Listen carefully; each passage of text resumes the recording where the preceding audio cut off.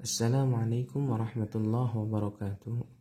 Bismillah, alhamdulillah, wassalatu wassalamu ala rasulillah wa ala alihi wa sahbihi wa man wala. Pada pertemuan kedua ini kita akan membahas tentang ilmu mantik secara bahasa dan istilah. Kemudian lanjut ruang lingkup ilmu mantik dan sejarahnya. Yang ketiga kemudian pendapat ulama tentang mempelajari ilmu mantik dalam arti hukum mempelajari ilmu mantik. Kemudian definisi ilmu menurut para pakar. Yang pertama yakni ilmu mantik secara bahasa dan istilah. Ilmu mantik secara bahasa sebagaimana yang telah dijelaskan di pertemuan pertama, yakni mantik adalah berasal dari bahasa Arab. Berasal dari akar kata nataqa artinya berfikir. Natikun orang yang berfikir, mantikun yang dipikirkan. Mantikun alat berfikir. Mantik dalam bahasa Yunani berasal dari kata logika atau logik yang berhubungan dengan kata benda logos yang artinya pikiran atau kata sebagai pernyataan dari pikiran itu. Hal ini menunjukkan adanya hubungan yang erat antara pikiran dan kata yang merupakan pernyataan dalam bahasa. Jadi menurut etimologi, logika adalah ilmu yang mempelajari pikiran yang dinyatakan dalam bahasa. Dan berpikir itu sendiri adalah suatu kegiatan jiwa untuk mencapai pengetahuan. Adapun mantik secara istilah, menurut ahli mantik, yakni alatun qanuniyatun ta'simu mura'atuhu al-dhihna anil khata' fi fikrihi.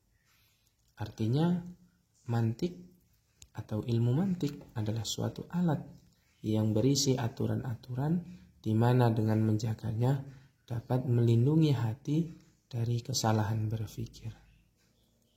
Menariknya, pengertian mantik secara istilah yakni melindungi hati. Hari ini jika dikaitkan dengan logika dalam bahasa Yunani mengandung arti kata logos, yakni suatu kegiatan jiwa untuk mencapai pengetahuan. Ada keterkaitan karena kegiatan jiwa itu melibatkan hati. Maka hati yang terlebih dahulu dilindungi supaya kesalahan berpikir itu tidak terjadi. Orang atau manusia itu dominannya adalah hati. Hati itu merupakan komponen terpenting. Apabila hatinya bagus, maka kata-kata ucapannya bagus, berpikirnya dan tindakannya juga baik, akan benar. Dan ketika hati itu sudah mengalami kesalahan atau hati ini tidak baik, maka ucapannya salah, perbuatannya salah, dan pikirannya salah.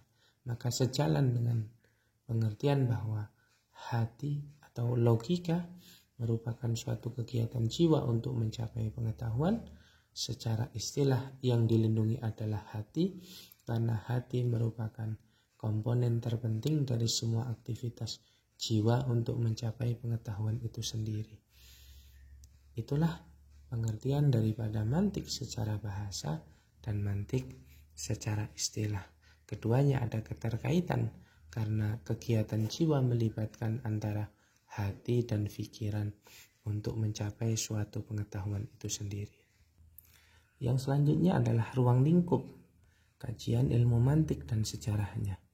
Maka perlu diketahui sumber daripada ilmu mantik berasal dari akal manusia. Adapun tema pembahasan ilmu mantik mengenai pengetahuan-pengetahuan yang bersifat tasawur, yakni memahami makna tanpa sandaran hukum, dan tasdik memahami berdasarkan penyandaran hukum. Sedangkan permasalahan dan ruang lingkup kajian ilmu mantik dibahas di dalamnya berkisar mengenai keputusan-keputusan yang bersifat penalaran, yang mengulas tentang sifat al-mu'arrifat atau beberapa definisi, al-aqisat, beberapa kias, dan hal-hal lain yang terkait dengan keduanya. Berbicara tentang sejarah ilmu mantik, maka Perintis pertama, cara pandang berpikir secara benar menurut metode mantik itu pertama sekali dilakukan oleh Sokrates dan Plato. Hanya saja Sokrates dan Plato belum membuat suatu disiplin ilmu atau kaidah-kaidah berpikir. Baru mulai pada masa Aristoteles yang mengumpulkan berbagai macam mantik, menghimpun yang berserak-serak, menyusun metode serta mensistematisasi masalah-masalah dan pasal-pasalnya. Kemudian menjadikan ilmu mantik sebagai dasar dari ilmu 9 ilmu mantik falsafah, sehingga Aristoteles dipandang sebagai peletak dasar ilmu mantik. Artinya ketika bertanya peletak dasar ilmu mantik, yakni Aristoteles. Namun Aristoteles ini disebut juga dengan mantik filsafat atau mantik falsafah. Lalu kemudian mantik secara filsafat dialih bahasakan, mulai dikodifikasikan pada masa Daulah Abbasiyah. Pada saat itu bangsa Arab mengetuk perpustakaan Yunani, menerjemahkan banyak sekali ilmu-ilmu mereka ke dalam bahasa Arab, termasuk di dalamnya ilmu mantik yang telah mereka peroleh, yang kemudian setelah itu mereka beri komentar dan tafsiran. Mereka banyak menyusun kitab-kitab pada waktu itu yang senantiasa dipelajari sampai sekarang. Di antaranya sarjana Islam yang tekun mempelajari ilmu mantik dan terkenal sebagai pengarang penerjemah pada waktu itu ialah Abdullah ibnu al-Muqaffa. Abdullah ibnu al-Muqaffa ini yang pertama sekali menerjemahkan mantik falsafah ke dalam ilmu mantik yang dalam bahasa Yunani kemudian diterjemahkan ke dalam bahasa Arab. Kemudian dibantu oleh sekretaris Khalifah Abu Ja'far al-Mansur. Pada masa itu juga banyak filsuf Islam yang mulai bermunculan, yakni filsuf Yaqub Ibnu Ishaq al-Kindi, Abu Nasr al-Farabi, Ibnu Sina, Abu Hamid al-Ghazali, Ibnu Rushd al-Qurtubi. Di antara sarjana-sarjana Islam yang tampak memiliki ilmu ini pada masa kebangkitan Islam dewasa ini adalah dua reformer besar, yakni Sayyid Jamaluddin al-Afghani, Syekh Muhammad Abduh rahimahullah. Mantik Aristoteles tersebar melalui jalan penerjemahan ke dalam bahasa Arab oleh para pengagumnya. Di antaranya adalah Ibnu al-Muqaffa. Nah, Ibnu al-Muqaffa ini adalah orang yang pertama kali menerjemahkan ilmu mantik yang diambil daripada ilmu filsafat dari bahasa Yunani kemudian diterjemahkan ke dalam bahasa Arab. Kemudian dalam literatur lain disebutkan pula pada masa tersebarnya ilmu mantik ini pada masa Bani Umayyah. Baru kemudian para tokoh-tokoh besar diantaranya Imam Ghazali, Ibnu Rushd yang mempertahankan keilmuan ini. Dan sampai sekarang ilmu mantik ini dipelajari di perguruan tinggi, di setiap perguruan tinggi Islam, kemudian di pondok-pondok pesantren. Kalau melihat dari sisi sejarahnya, maka ilmu mantik ini sangat dekat dengan ilmu filsafat karena akarnya adalah ilmu filsafat, berasal dari logika. Maka secara sederhana dapat difahami, awal mula berpikir secara mantik berdasarkan metode-metode berpikir pertama sekali muncul pada seorang filsuf Yunani, yakni Sokrates dan Plato. Baru kemudian menjadi sebuah metode pemikiran, menjadi disiplin ilmu pada masa Aristoteles. Maka Aristoteles disebut dengan peletak dasar ilmu mantik. Baru mulai berkembang pada masa Daulah Abbasiyah karena sudah mulai diterjemahkan mantik filsafat dari bahasa Yunani ke dalam bahasa Arab oleh Ibnu al-Muqaffa. Dan kemudian diikuti oleh para filsuf-filsuf Islam pada masa itu. Dan di era yang modern ada Sayyid Jamaluddin al-Afghani dan Syekh Muhammad Abduh rahimahullah, yang kemudian ini menjadi tokoh-tokoh besar, tokoh-tokoh filsuf Islam pada saat itu. Ibnu al-Muqaffa merupakan orang Islam pertama kali yang menerjemahkan buku-buku logika Aristoteles pada masa Khalifah al-Mansur. maka tidak dapat dipungkiri bahwa Ibnu Al-Muqaffa ini adalah pertama kali orang yang menerjemahkan logika atau filsafatnya Aristoteles ke dalam filsafatnya ke dalam bahasa Arab yang kemudian dikenal dengan ilmu mantik. Banyak sekali buku-buku yang kemudian diterjemahkan oleh Ibnu Al-Muqaffa dan diikuti oleh para filsuf atau cendekiawan muslim pada saat itu. Maka dalam literatur lain disebutkan bahwa perkembangan ilmu mantik di dunia Islam itu pada masa Bani Umayyah. Maka barangkali kalau kita ambil sebuah titik tengah bahwasannya secara singkat ilmu mantik itu pertama sekali Socrates dan Plato, kemudian peletak dasarnya adalah Aristoteles, mulai masuk ke dunia Islam pada masa Bani Abbasiyah, kemudian mulai berkembang pesat ke dunia Islam pada masa Bani Umayyah. Nah, sampai sekarang inilah dikenal dengan ilmu mantik yang dipelajari di perguruan tinggi Islam dan di pondok-pondok pesantren di seluruh Indonesia dan di seluruh dunia, yang dikenal dengan ilmu mantik atau ilmu logika. Setelah kita mempelajari tentang ruang lingkup sejarah, maka kita melihat bagaimana ulama memandang hukum tentang mempelajari ilmu mantik. Ada 3 pendapat. Pendapat yang pertama dikemukakan oleh Imam Nawawi dan Ibnu Salah. Beliau berdua berpendapat bahwa ilmu mantik dipelajari ilmu mantik hukumnya haram. Untuk alasannya nanti akan dijelaskan berdasarkan corak pemikirannya. Kemudian yang kedua, segolongan ulama berpendapat bahwa sebaiknya ilmu mantik ini dikaji dan dipelajari. Yang ketiga, menurut pendapat yang masyhur dan benar atau pendapat yang terpilih, maka boleh mempelajarinya bagi orang yang memiliki akal yang sempurna. Nah, maka kita melihat bagaimana hukum mempelajari ilmu mantik sesuai dengan corak pemikirannya. Ini terbagi menjadi 2. Pertama, ilmu mantik yang murni tidak terkontaminasi dengan ilmu filsafat. Maka hukum mempelajarinya ulama sepakat memperbolehkannya, bahkan masuk kategori fardu kifayah. Karena alasannya dengan ilmu mantik kerancuan dan keserupaan dalam akidah dapat dipatahkan.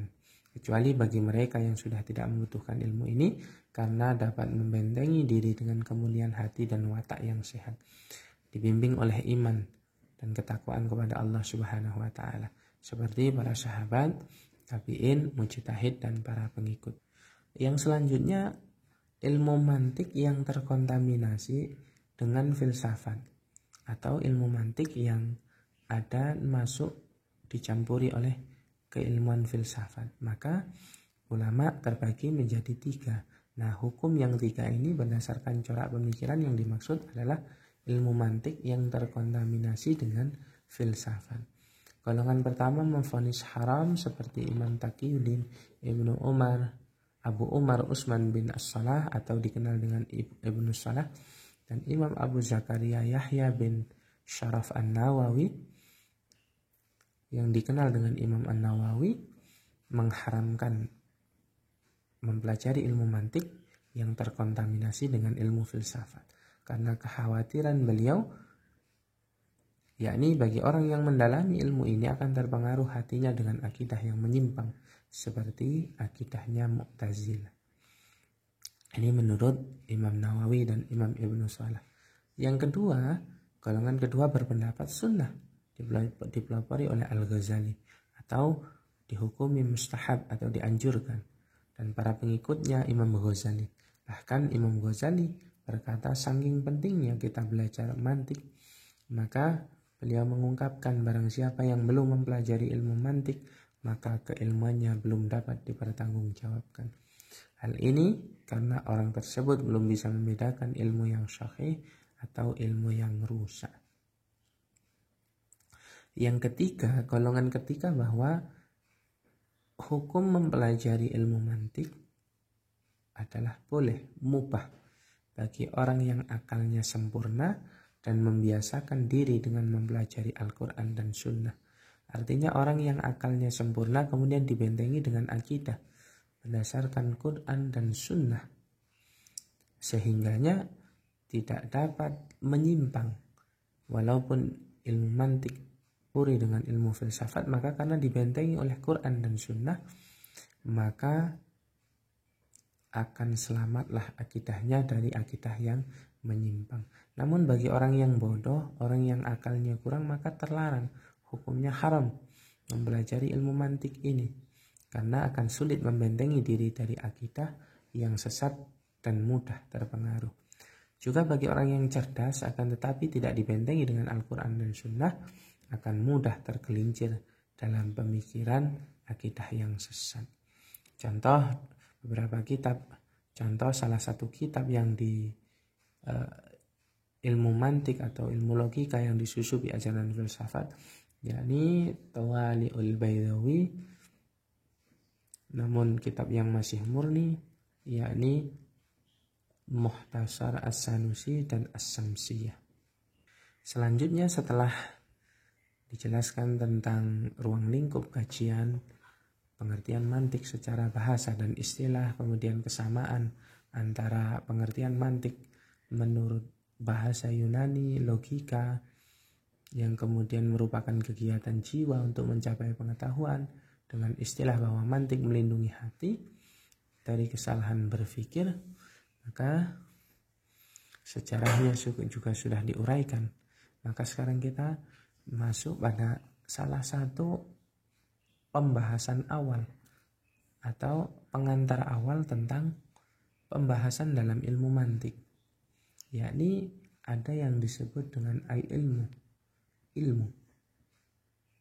Secara substansi atau secara inti, isinya, pokoknya, ilmu terbagi menjadi dua, yakni ilmu qadim, yaitu ilmu dari Allah Subhanahu wa ta'ala, dan ilmu hadis, ilmu yang dimiliki oleh makhluk. Inilah yang menjadi pokok bahasan dalam bab ini. Adapun ilmu menurut pakar mantik adalah kemampuan hati untuk memahami idrak secara umum meskipun tidak sesuai dengan kenyataan.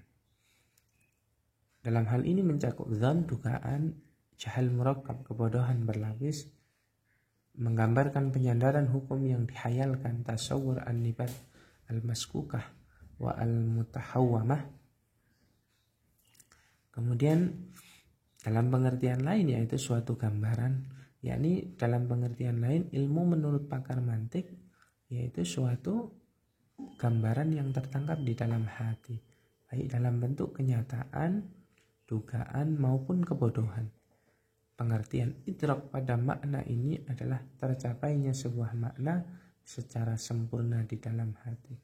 Maka ilmu itu dalam pengertian sederhana adalah kemampuan hati untuk memahami segala sesuatu, baik itu dugaan, baik itu kebodohan, baik itu tasawur an-nibat al-mashkukah wa al-mutahawwamah, penyandaran hukum yang dihayalkan, baik itu hayalan, baik itu dalam bentuk kenyataan, dugaan maupun kebodohan. Itulah yang disebut dengan ilmu menurut pakar mantik. Adapun ilmu menurut pakar usul, yakni keyakinan yang mantap dan sesuai dengan kenyataan serta diperoleh dari sebuah dalil. Maka ulama usul ini sudah mengerucutkan lagi bahwa ilmu itu keyakinan yang mantap, keyakinan yang memang kuat. Karena keyakinan ini berdasarkan dengan kenyataan serta diperoleh dari sebuah dugaan yang kuat, adanya sebuah tanda atau dalil, adanya sebuah penguat, maka disebut dengan ilmu. Itu menurut ahli usul. Yakni ahli usul mendefinisikan ilmu itu berdasarkan keyakinan yang sudah terbukti, keyakinan yang kuat karena sudah ada buktinya, berdasarkan pendapat yang kuat, berdasarkan kenyataan yang ada. Adapun karakteristik ilmu hadis atau yang baru, tadi ilmu secara substansi dikelompokkan ilmu qadim, ilmu dari Allah Subhanahu wa ta'ala, kemudian ilmu yang hadis atau ilmu yang baru, ilmu yang diperoleh berdasarkan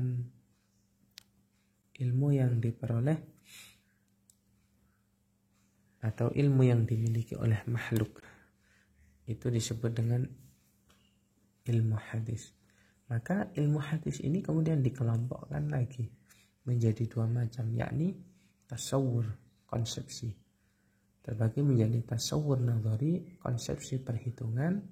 Contoh, gambaran pikiran mengenai hakikat manusia, hakikat listrik, komputer, dan lain-lainnya, berbentuk atau ada wujudnya.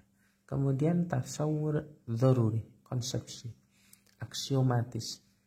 Contoh, gambaran pikiran tentang hakikat panas, dingin, haus, lapar, dan lain-lain, tidak berbentuk. Aksiomatis adalah kata sifat yang berarti kebenaran tanpa pembuktian. Itu aksiomatis, kebenaran tanpa pembuktian. Tasawur nadhari berdasarkan perhitungan, berdasarkan pembuktian, sedangkan tasawur dzaruri berdasarkan kepada kebenaran tanpa pembuktian. Yang kedua yakni tasdik. Tasdik adalah memahami ada atau tidaknya penyandaran hukum pada suatu perkara. Artinya hati telah mampu menggambarkan makna pada suatu perkara. Tasdik ini kemudian dibagi menjadi dua, yakni tasdik nadhari, legalitas perhitungan, tasdik yang dihasilkan melalui proses analisa penalaran. Contoh, pemahaman bahwa alam raya ini bersifat tidak kekal. Kemudian yang kedua tasdik dzaruri, legalitas bersifat aksiomatis, yakni tasdik yang dihasilkan tanpa proses analisa dan penalaran. Contoh, bahwa bilangan 1 setengah daripada 2. Artinya tasdik nadhari ini ya tasdik tanpa adanya pembuktian, tanpa perlu analisa. Maka kita meyakini bahwa 1 merupakan setengah daripada 2. Maka demikian pembahasan kita tentang pengertian mantik secara bahasa dan istilah, ruang lingkup kajian mantik dan sejarahnya, kemudian hukum mempelajari ilmu mantik menurut para ulama, dan kemudian ilmu berdasarkan klasifikasinya, yakni ilmu qadim dan ilmu hadis. Demikian. Assalamualaikum warahmatullahi wabarakatuh.